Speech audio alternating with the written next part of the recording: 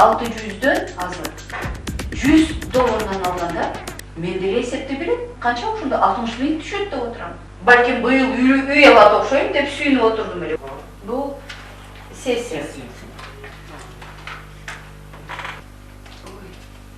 Ошо баланын акчасын алып келдим эле. Бакта отур, Всё. Бул жерге отуруппу? Ооба. 3 күн всё. Ал нечеге?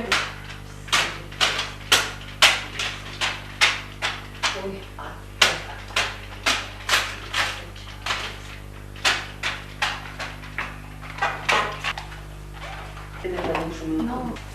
Акчасын. Ооба. Так, анда 5, 6, 7 адам. Босторунда не дейм булар? Алардын көйдө алып келет ошо.